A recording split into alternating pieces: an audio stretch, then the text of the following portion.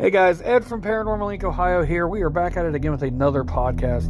Tonight's podcast episode is going to be about the most terrifying Ouija board experiences that people have had. Now, some of these stories I've gotten from the internet, the research I've done. Some of them are from people I've sent in, emailed me about, and wanted me to tell their story.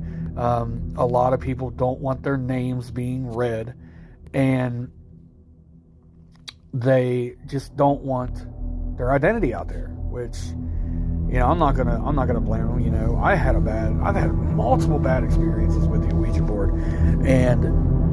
but that's why I tell you guys not to use it. I tell my story so you guys can, learn from it. Like I told you last episode was about the origins of the Ouija board, or the history of it, and I told you I had many bad experiences. I told you of one experience, and I said that I had multiple, so I'm going to tell you another one tonight, as well as telling you some of these. Now, listener discretion is advised. Some of these are quite scary, they are disturbing, and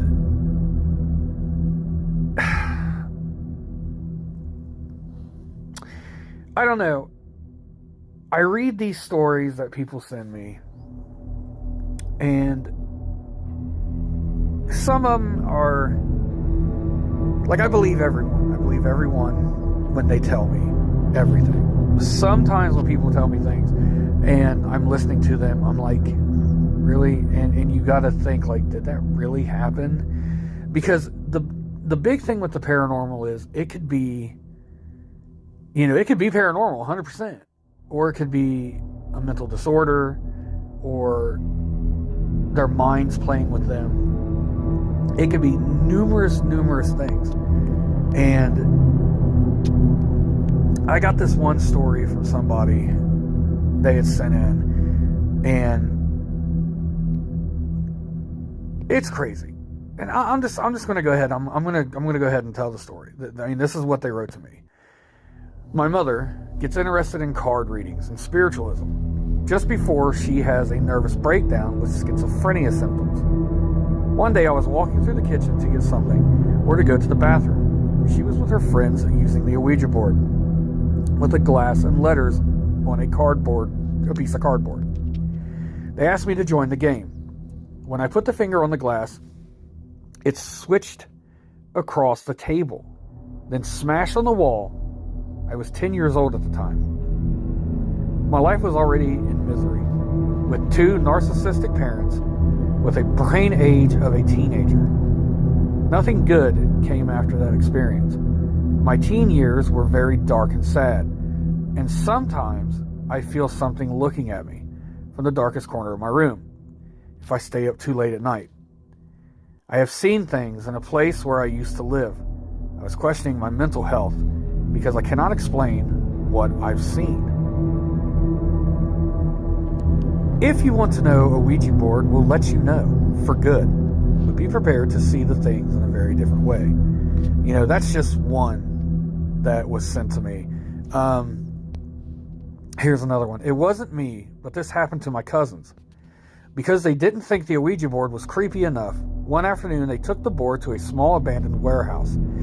There were 3 teenagers, one friend plus my cousins, Tim, and his sister, Bianca. They pulled out the Ouija board and started asking questions.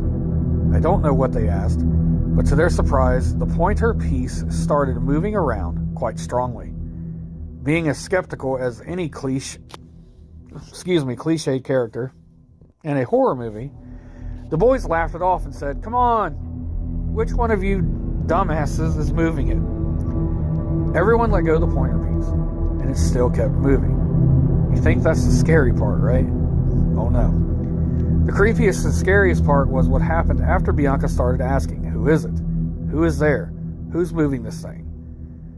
The entire party says they experienced the same thing.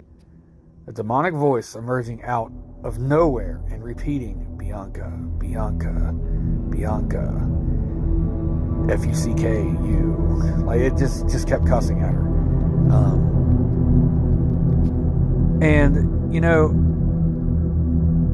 After that, something had followed her.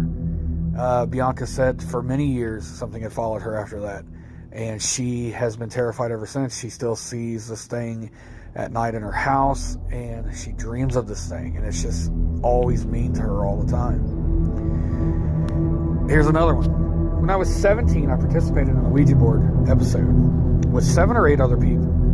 We used a glass and a cut-up piece of paper with the alphabet written on them, and the words no and yes. We did not have the word goodbye. We didn't know we had to. We contacted a spirit, spelled the name Lucife, Lucife. Then the glass stopped moving. It said, Gary, beware, Gary, beware. Gary has 7 heads. This guy, Gary, who we had only met that day, fell on the floor hysterical. Apparently, he had 7 carbuncles around the middle of his torso, from the front to the back, which everyone was unaware of. Gary said, "Don't hassle me, devil," 3 times, disrespectfully. When we decided to end it, we asked if it would leave and never come back. It spelled yes. We asked if it was telling the truth. It spelled no. We asked the same questions. For 30 minutes, we got the same answer. For 30 minutes, no. It was not telling the truth, that it would go and never come back. So we just decided to end it. Threw all the pieces of paper away, so we never ended it properly or safely. Did it go, or has it stayed with all that took part of the past 50 years? For the past 50 years, dark and bad things have happened to all of us, with what appears to be no end in sight. You know, there's a lot, and I even got a story from somebody that decided, she was a teenager and she got pregnant and she had no choice. She couldn't keep the baby. And she wrote a whole story here about it, about how she contacted the child through the Ouija board. And I just don't want to read that one. Not because, I'm pro-life or anything. Everybody has their own decision on what they do in life. And who am I to tell another person what they can and cannot do with their bodies, with their life? That's their choice. But I got another one. This is a really short one, though. A group of college students used the Ouija board during a Halloween party. They contacted a spirit that identified itself as a malevolent entity. As they continued their sessions, one of the students, Sarah, began to act strangely, exhibiting violent behavior and speaking in a deep, unfamiliar voice. Friends grew concerned and they sought help from a local priest. After a series of rituals, Sarah returned to normal, but she later claimed to have vivid memories of the spirit trying to possess her. I can't say it enough, guys. Ouija boards are just flat out gateways to something dark and evil. Now I will tell you my story, another one of my stories. When I was young, I believe I was 15, 16 years old, I had borrowed a Ouija board from a friend. And my parents were very against it, especially my father, very against it. He did not want that in his house. So I waited till they went. I think they left. They went somewhere.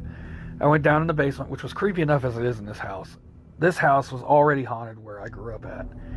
And I started asking questions with the Ouija board. I had little tea candles lit, and I was by myself. And it was down in the dark. And usually I'm terrified of that. I mean, back then, And I did it. Like right now, telling you the story, I'm really creeped out. So I did it. And I kept asking, are you there? Is something there? I mean, I did this for a long time. Hour and a half. Nothing would happen. So I got mad. And I said, this is stupid. You're not real, And I heard a crash in my dad's workroom down in the basement. So I got the flashlight on and went in there. My dad used to have hubcaps, old Ford hubcaps hanging. And they had fallen off the wall. And when I tell you that my dad had them screwed into the wall, like through the hubcaps, the hubcap had fallen off of the screws that screwed through, and had fallen on the ground. And, I was like, well, maybe it's a coincidence, maybe it's my mind playing tricks on me or whatever. So I hung them back up, and I went back in there, and I continued, and then I heard the same noise again. I went back in there, and the hubcaps were on the ground again. So at this point, I'm kind of freaking out. I start hearing footsteps above me. Like someone's walking through the house. And I went up there, and nobody's there. I went back downstairs. I'm asking more questions, and all of a sudden, I just feel like something is just looming over me. And I'm terrified. Like I'm sweating, I'm shaking. And I hear my name. It's just barely whispered. It's Eddie. And I was like, oh my God. And it sounded like it was all the way down. Like there's this really long hallway down in the basement. My dad still lives in this house. There's this really long hallway that goes all the way to the end of a hallway. And the only thing down there is a toilet and the breaker box to the house. And this is a workable toilet. All the way at the end of this long hallway of nothing. And then there's a door that goes underneath the house, like a crawl space. That door always terrified me. Oh my God, when I was a kid, because my dad had a shower downstairs, so we couldn't put a shower upstairs at the time. And this was an old dungeon type basement, not a finished basement with drywall. Like old dungeon, dank, dark, spiders everywhere type basement. We had to go down there and take a shower every day. And it just terrified me down there. But I had learned about the Ouija board, and I was, into horror movies and stuff, because my mom was huge into horror movies. And, I was like, you know what? A buddies of mine at school were like, oh, I used it and crazy stuff happened. And I was like, I want to find out for myself. So I did, and the hubcaps fell. I heard my name, and it sounded, like I said, it sounded like it was far away down the end of this hallway. And I was like, who said that? And it was like right in my ear, like right next to me. And I was like, who knocked the hubcaps down? And I just heard what I did. Just like that, I did. And it freaked me out. I looked down to the planchette, and the planchette had moved over to goodbye, and I don't remember putting it on there, but it was there. And then it went off the Ouija board. So again, it was super dark, but the tea candles were lit, and I saw it move, and all of a sudden the candles go out. It's pitch darkness. I'm terrified, and it feels like there's something standing right in front of me. And I'm damn near ready to pee my pants. I'm so scared. And I'm just like, what do you want? That's what I said. Like, what do you want? Like, it just blurted out of me. And I heard it say, you. And when I tell you, I ran up those stairs. I ran up those stairs so fast and jumped in my bed, stayed under the blankets until my parents came home. So after that, weird things would happen around the house. Knocks, footsteps again. And, my mother believed in the paranormal, but my dad didn't. My dad was heavy, did not believe in it. Christian. He still is, which is not a problem, I'm a Christian. But he was just heavy, old school, like, there's no such thing as that. And so I didn't tell Dad, but I told Mom. I said, man, I'm hearing things, I'm seeing things. And she goes, I hear it sometimes too, but, your dad, don't ever say it to your dad. So I said, I won't. And I remember one night specifically, my room was right next to this old dilapidated shed that my dad just refused to tear down. And I tell you, a tree was growing through it. A tree was growing through this shed, and he just refused to tear it down. You know, somebody was burned to death inside of it, and there's still char on the walls. And my dad would use it as a shed. It was so beat and battered and messed up that the door wasn't even connected. You would just lean the door against it. So I'm talking on the phone one night, and I hear something outside. I hated looking out there because it just looked like the devil's house, the shed. And I heard something, and I was on the phone, and I said, I have to go check that out. I think someone's breaking in, because we had somebody steal my dad's ladder out of there before to break into the bank there in the town that I lived in.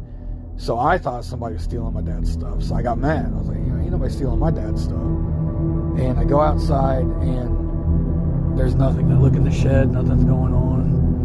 I put the door back, and all of a sudden I hear the door fall. So I'm thinking to myself, okay, well, maybe I just didn't put it up right and it just fell down. And when I went back to the shed was just destroyed. Stuff was thrown and things were just knocked all over the place. Again, freaked me out so bad I ran inside the house. I woke up the next day and I heard my dad mowing. So I'm like, oh, great. He went out there because that's where he kept the mower. He saw that mess. He's going to think I did it and I'm a dead man, right? So he gets done mowing and he comes in. He's like, hey, how's it going? I said, hey. He goes, what's wrong? I was like, did anything look out of place outside to you? And he said, everything looked fine. I said, the door wasn't off the shed? He goes, no, what are you talking about? The door was fine. I said, the shed wasn't messed up? He goes, no, everything was fine. He goes, what is wrong with you? I said, I don't know, I must have had a crazy dream. I swear to you, I swear I saw it. And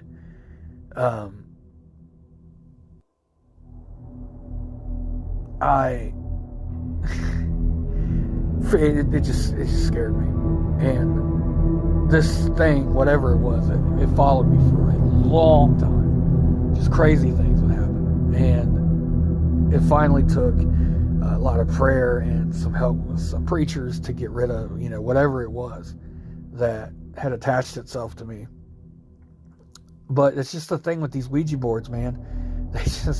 And I was dumb, and I kept using them. Like, I did. Like, I would use them here and there, and it's just so dumb. And now, I've been into the paranormal ever since then, ever since that night. And, I devoted my life to, showing people that it's real.